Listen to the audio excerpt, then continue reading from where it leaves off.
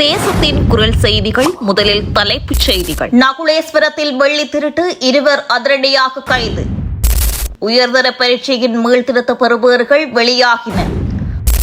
அக்குரேகுட இரட்டை கொலை, மாலைதீவில் கைதானவர் நாட்டிற்கு கொண்டுவரப்பட்டார். தமிழக தலைவர்களுடனான சந்திப்பு, சுயலாப அரசியலின் வெளிப்பாடு. டக்ளஸ் தேவானந்தா தெரிவிப்பு. யாழ் செம்மணி மனித புதைகுழி விவகாரம், தமிழக முதலமைச்சர் வழங்கிய உறுதிமொழி. இலங்கைக்குள் வரப்போகும் விடுதலை புலிகளின் கருப்பு பணம், எச்சரிக்கும் விமல் வீரவன்ச. இனி விரிவான செய்திகள். தேசத்தின் குரல் யூடியூப் தளத்தை சப்ஸ்கிரைப் செய்து இணைந்திருங்கள். இலங்கையின் பஞ்ச ஈஸ்வரங்களில் ஒன்றான யாழ்ப்பாணம் கீரிமலை நகுலேஸ்வர சிவ ஆலயத்தில் 4 கிலோகிராம் வெள்ளி திருடப்பட்ட சம்பவம் தொடர்பில் 2 பேர் அதிரடியாக கைது செய்யப்பட்டுள்ளனர். நேற்று சனிக்கிழமை குறித்த ஆலயத்தில் வெள்ளி களவாடப்பட்டுள்ளதாக காங்கேசன்துறை போலீஸ் நிலையத்தில் முறைப்பாடு பதிவு செய்யப்பட்டிருந்தது. இதனையடுத்து விரைந்து விசாரணைகளை முன்னெடுத்த போலீசார் 2 சந்தேக நபர்களை கைது செய்துள்ளனர். கைதானவர்களிடம் மேலதிக விசாரணைகள் முன்னெடுக்கப்பட்டுள்ள நிலையில் அவர்களை நீதிமன்றில் முன்னிலைப்படுத்த போலீசார் நடவடிக்கை எடுத்துள்ளனர். 2025 ஆண்டுக்கான கல்வி பொதுத்தராதர உயர்தர பயிற்சியின் மீள்திருத்த பெறுபவர்கள் வெளியிடப்பட்டுள்ளன. இவ்வாறு இருக்கையில் இலங்கை பயிற்சிகள் திணைக்களத்தின் உத்தியோகபூர்வ இணையதளங்களின் ஊடாக அந்த பெறுபவர்களை பார்வையிட முடியும்.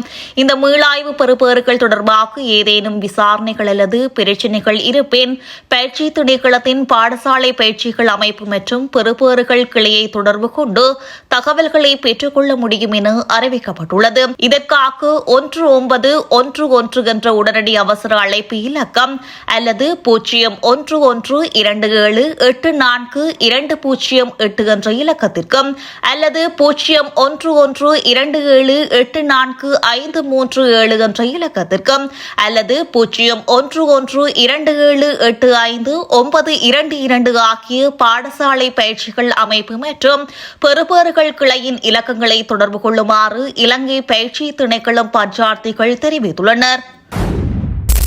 அக்குரேகொட பகுதியில் சட்டத்திரணி ஒருவரும் அவரது மனைவியும் படுகொலை செய்யப்பட்ட சம்பவம் தொடர்பில் மாலைதீவில் கைதான சந்தேக நபர் இலங்கைக்கு அழைத்து வரப்பட்டுள்ளார். குறித்த சந்தேக நபர் நேற்று இரவு நாட்டிற்கு அழைத்து வரப்பட்டார். இந்த சந்தேக நபர் துப்பாக்கிச்சூடு நடாத்தியவர்களுக்கு போக்குவரத்து வசதிகளை வழங்கியதாக தெரிவிக்கப்பட்டுள்ளது. அவர் மேலதிக விசாரணைகளுக்காக மேல் மாகாண தெற்கு குற்றத்தடுப்பு பிரிவிடம் ஒப்படைக்கப்பட்டுள்ளார். அக்குரேகொட பகுதியில் இடம்பெற்ற கொலை சம்பவம் தொடர்பில் போலீசாரால் இந்த சந்தேக நபர் தேடப்பட்டு வந்த நிலையில் அவர் மாலைதீவில் கைதானமை குறிப்பிடத்தக்கது. தென்னிலங்கையில் ஆட்சிக்கு வருகின்ற யாருமே தங்க தாம்பாள தட்டில் வைத்து தமிழ் மக்களுக்கான அரசியல் தீர்வை தரமாட்டார்கள் என்றும் எமது அரசியல் உரிமைகளை வென்றெடுப்பதற்கான சூழலை நாமே உருவாக்க வேண்டும் என செயலாளர் நாயகம் டக்ளஸ் தேவானந்தா தெரிவித்துள்ளார். ஈழ மக்கள் ஜனநாயக கட்சியினர் நல்லூர் பிரதேச முக்கியஸ்தர்கள் மற்றும் செயற்பாட்டாளர்களுக்கான நேற்று சனிக்கிழமை இடம்பெற்ற கலந்துரையாடலே குறித்த விடயத்தினை தெரிவித்துள்ளார். அத்தோடு ஏபிடிபி முன்வைத்து மாற்றுக் கொள்கைகளே நடைமுறை சாத்தியமானது என்பதை வரலாறு நிரூபித்துள்ளது. மாகாணங்களை அடிப்படையாக கொண்டு அதிகார பகிர்வை வலுப்படுத்தி முழுமையாக நடைமுறைப்படுத்த வேண்டும். அதற்கே இந்தியாவின் அனுசரணையும் இருக்கும். ஆனால் தற்போது சிலர் தமிழக தலைவர்களை சந்தித்து சர்வதேச விசாரணை, சமஷ்டி என்று சுயலாப அரசியலை முன்னெடுக்கின்றனர். அவை எமது மக்களுக்கு எந்த நன்மையையும் பெற்றுத்தராது. மாகாண சபையில் இருந்து ஆரம்பித்து மத்தியில் கூட்டாட்சி, மாநிலத்தில் சுயாட்சி என்ற இலக்கினை நோக்கி பயணிப்பதே எமது இலக்கு என்பதை தொடர்ச்சியாக வலியுறுத்தி வருகின்றோம். இதனை அனைத்து தமிழ் தரப்பினரும் தற்போது வலியுறுத்தி வருகின்றனர். இவ்வாறான உண்மைகளும் எமது அரசியல் வேலை திட்டங்களும் சரியான முறையில் மக்கள் மத்தியில் எடுத்துச் செல்லப்படாமையும் எமது அரசியல் பின்னடைவுகளுக்கு காரணமாக அமைந்துள்ளது என அவர் தெரிவித்துள்ளார். எனவே எமது அரசியல் கொள்கைகளும் வேலை திட்டங்களும் சாத்தியமான அனைத்து வழிமுறைகளூடாக மக்கள் மத்தியில் எடுத்துச் செல்லப்பட வேண்டும் என்று அவர் மேலும் குறிப்பிட்டுள்ளார். யாழ்ப்பாணம் செம்மணி மனித புதைகுழி விவகாரம் தொடர்பில் சர்வதேச குற்றவியல் நீதி பொறிமுறையை நாடுவதற்கு ஆதரவளிப்பதில் தமிழகத்திற்கு ஒரு கடமை இருப்பதாக தெரிவித்து தமிழக முதலமைச்சர் விஜய் பொறுப்புக்கூறல் விடயத்தில் அடுத்த கட்டமாக எவ்வாறு செயற்படலாம் என்பது பற்றி துரிதமாக ஆராய்வதாக தமிழ் தேசிய பேரவையிடம் தெரிவித்துள்ளார். தமிழகத்திற்கு உத்தியோகபூர்வ விஜயம் ஒன்றை மேற்கொண்டுள்ள நாடாளுமன்ற உறுப்பினர் கஜேந்திரகுமார் பொன்னம்பலம் தலைமையிலான தமிழ் தேசிய பேரவையின் 7 பிரதிகள் குழு நேற்று முன்தினம் தமிழ்நாடு அரசின் தலைமைச் செயலகத்தில் தமிழக முதலமைச்சர் விஜயை சந்தித்து கலந்துரையாடிய போதே அவர் இந்த விடயத்தினை தெரிவித்துள்ளார். அத்தோடு ஈழத்தமிழர்களுக்கான அரசியல் தீர்வு மற்றும் அதனை முன்னிறுத்திய சர்வகட்சி மாநாடு உள்ளிட்ட விடயங்கள் தொடர்பில் தமது நிர்வாக கட்டமைப்பின் கீழ் உள்ள வெளிநாட்டு விவகாரங்கள் பற்றி ஆராயும் குழுவுடன் கலந்துரையாடி அதன் பின்னர் தமது தீர்மானத்தை அறியத்திருப்பதாகவும் தமிழக முதலமைச்சர் தெரிவித்துள்ளார். அத்தோடு இலங்கை தமிழக கடற்தொழிலாளர் விவகாரத்திற்கு முன்னுரிமை அளித்து ஒரே முறையில் கையாள்வதாகவும் தமிழக முதலமைச்சர் தெரிவித்துள்ளார்.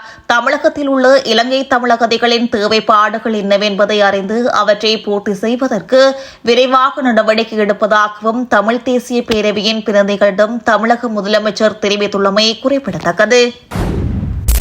தமிழீழ விடுதலை புலிகள் அமைப்பின் கருப்பு படமானது பணமோசடி தடுப்புச் சட்டத்தின் திருத்தத்தின் மூலம் நாட்டிற்கு வரும் என தேசிய சுதந்திர முன்னணியின் தலைவர் விமல் வீரவன்ச தெரிவித்துள்ளார். கொழும்பில் உள்ள தேசிய சுதந்திர முன்னணியின் தலைமை காரியாலயத்தில் நேற்று சனிக்கிழமை இடம்பெற்ற விசேட ஊடகவியலாளர் சந்திப்பில் கலந்து கொண்டு கருத்துரைக்கும் போதே அவர் இதனை தெரிவித்துள்ளார். இதுகுறித்து அவர் மேலும் தெரிவிக்கையில், தற்போது மேற்கொள்ளப்பட்டுள்ள பணமோசடி தடுப்புச் சட்ட திருத்தத்தின் மூலம் பணமோசடி குறித்து தீர்மானிக்கும் அதிகாரம் மத்திய வங்கியின் விசேட குழு ஒன்றிற்கு வழங்கப்பட்டுள்ளது. அக்குழு தீர்மானித்தால் அதற்கு எதிராக நீதிமன்றம் கூட செல்ல முடியாதவாறு கருப்பு பணத்திற்கு பெரிய கதவு திறந்துவிடப்பட்டுள்ளது. இதன் மூலம் தமிழீழ விடுதலை புலிகள் அமைப்பின் கருப்பு பணம் இலங்கைக்குள் வரும்போது நாட்டின் காணி நிலங்களையும் மூலோபாய முக்கியத்துவம் வாய்ந்த இடங்களில் உள்ள சொத்துக்களையும் அவர்களால் எளிதாக வாங்க முடியும். அதற்கு தடையாக இருந்து மகாவலி அபிவிருத்தி அதிகார சபையை இல்லாதொழிக்கும் போது அதன் கீழ் இருந்த வடக்கு மற்றும் கிழக்கின் அனைத்து காணி நிலங்களும் பிரதேச செயலாளர்களின் கீழ் கொண்டு செல்லப்பட்டு அந்த கருப்பு பணத்தை கொண்டு தமக்கு தேவையான சொத்துக்களை தடையின்றி வாங்கிக் கொள்ள வழிவகை செய்யப்படுகிறது. சர்வதேச நாணய நிதியத்தின் நிபந்தனைகளுக்கு அமைந்து மின்சார சபை உள்ளிட்ட அரசு நிறுவனங்களை விற்க முற்படும் போது அந்த முக்கிய இடங்களை மிக மலிவான விலைக்கு வாங்கிக் கொள்ளும் வாய்ப்பு இதன் மூலம் உருவாகும். இதற்கு தடையாக இருக்கும் விகாரைகள் மற்றும் தேவாலயங்கள் சட்டத்திற்கும் தொல்பொருள் சட்டத்திற்கும் இப்போது சூழ்ச்சி செய்யப் போகிறார்கள். இந்த துரோகங்களுக்கு எதிராக போராடக்கூடிய பௌத்த துறவிகளையும் சமூக கட்டமைப்பையும் அடித்து வீழ்த்தவும் அரசாங்கத்திடம் திட்டமிட்டுள்ளது. அரசாங்க அமைச்சர்களின் சொத்துக்கள் பாரிய அளவில் அதிகரித்துள்ளமை குறித்தோ அல்லது அசோக ரன்வலவின் போலி கலாநிதி பட்டம் குறித்தோ எவ்வித விசாரணைகளும் நடத்தப்படவில்லை.